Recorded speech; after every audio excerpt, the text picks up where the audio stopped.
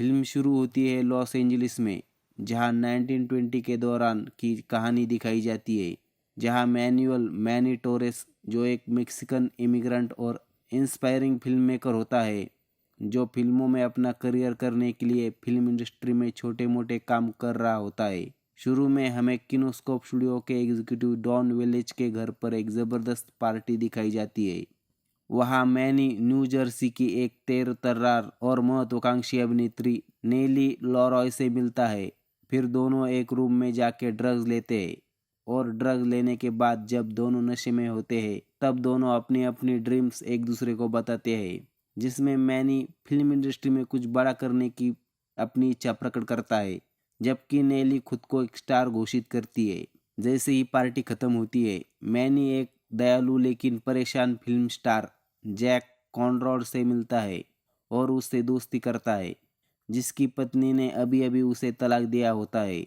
फिर मैनी शराबी जैक को घर छोड़ने जाता है, और फिर जैक मैनी को किनोस्कोप में एक असिस्टेंट की नौकरी दिलाने में मदद करता है। उसके बाद शूटिंग का दिन दिखाया जाता है। उस दिन एक जंग के सीन को चित्रित कर रहे होते हैं। उस दिन घोड़ों की वजह से और एक्टरों की भीड़ की वजह से सभी कैमरे टूट जाते हैं, और रात होने से पहले जैक के साथ एक आउटडोर सीन बाकी होता है। तभी मैनी सिटी में जाकर बड़ी मेहनत करके एम्बुलेंस में कैमरा लाता है और उस पर डायरेक्टर जैक का वो सीन शूट करता है, और फिर फिल्म डायरेक्टर मैनी पर बहुत खुश होता है।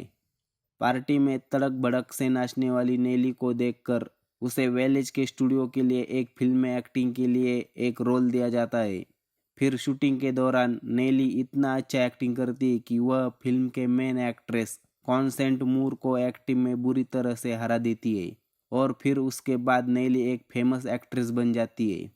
बाद में साइलेंट फिल्म से टॉल्की फिल्म का ट्रांजिशन होता है, और फिल्म इंडस्ट्री में हुए इस टेक्निकल चेंज को मैनी जल्दी से अडॉप्ट करके खुद के लिए एक डायरेक्टर की जॉब पा लेता है। इधर नेली फेमस होने के बाद ड्रग्स का सेवन और जुएबाजी के कारण बदनाम होती है। इसके बाद 1932 को दिखाया जाता है, जहां जैक को लगता है कि उसकी लोकप्रियता कम हो गई है। फिर भी वो किनोस्कोप के लिए कम बजट वाली फिल्मों में काम करना जारी रखता है। जब एक फिल्म पत्रकार एलिनोर जैक की घटती लोकप्रियता के बारे में एक कवर स्टोरी बनाती है, और वह देखकर जैक उसके घर पर उसे मिलने जाता है, जहां एलिनोर जैक को स्पष्ट रूप से बताती है कि उसका सितारा फीका पड़ गया है, जल्द ही उसे न्यू कमर एक्टर से रिप्लेस कर दिया जाएगा। इस बीच नेली को अपने भारी जुए के कर्ज के कारण सन की गैंगस्टर जेम्स मैकेक से अपनी जान का खतरा होता है। फिर नेली मैनी के पास मदद के लिए जाती है, तब वो उसकी एक नहीं सुनता और अपना जीवन बर्बाद करने के लिए उस पर भड़क उठता है। हालांकि अपनी पिछली दोस्ती और नेली के लिए प्यार के खातिर वह अपने एक फ्रेंड, जो लंबे समय से ऑन सेट ड्रग बेचने वाला और महत्वाकांक्षी अभिनेता होता है, जिसे द काउंट के रूप में जाना जाता है, फिर दोनों साथ मिलकर नेली के कर्ज का भुगतान करने के लिए गैंगस्टर जेम्स मैकेके के पास जाते हैं। पर वह मैकेके को पता चलता है कि यह पैसे नकली है, जो फिल्म में शूट के समय दिखाने के लिए यूज़ किए जाते हैं।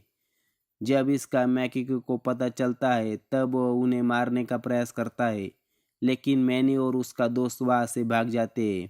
मैनी नेली को अपने साथ मेक्सिको भाग जाने के लिए मनाने का प्रयास करता है।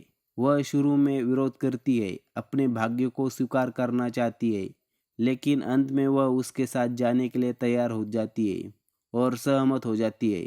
उन्होंने फैसला किया कि वे मेक्सिको में शादी करेंगे और एक नया जीवन शुरू करेंगे। मैकेके के आदमी मैनी को जाने से पहले ढूंढ लेते हैं और द काउंट और उसके रूममेट को मार डालते हैं, लेकिन मैनी को जान से नहीं मारते। इस बीच नेली मैनी के साथ जाने में अपने फैसले से मुकर जाती है और बताती है कि वह मैनी के लिए बहुत टॉक्सिक पर्सन है।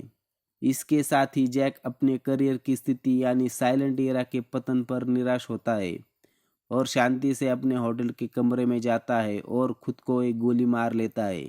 फिर कहानी 2 दशक बाद 1952 में दिखाई जाती है। मैनी अपनी पत्नी और छोटी बेटी के साथ कैलिफोर्निया लौट आता है, जहां उसने एक सफल रेडियो रिटेल का बिजनेस स्थापित किया है। वह अपने परिवार को किनोस्कोप स्टूडियो का प्रवेश द्वार दिखाता है। फिर many singing in the rain film देखने के लिए अकेले पास के एक सिनेमा घर में जाता है। फिल्म देखते हुए मैनी नेली के लिए अपनी प्यार की याद करते हुए वह मूक फिल्मों से टॉकीज फिल्मों में हुए फिल्म इंडस्ट्री के ट्रांजिशन को एक मोन्ताज सीक्वेंस में देखता है और उसे देखते हुए वो रोता है। वे कई इवेंट उसने खुद अनुभव किए या फिर देखे होते हैं। अंत में मैनी मुस्कुराता है और इसी पर फिल्म खत्म होती है।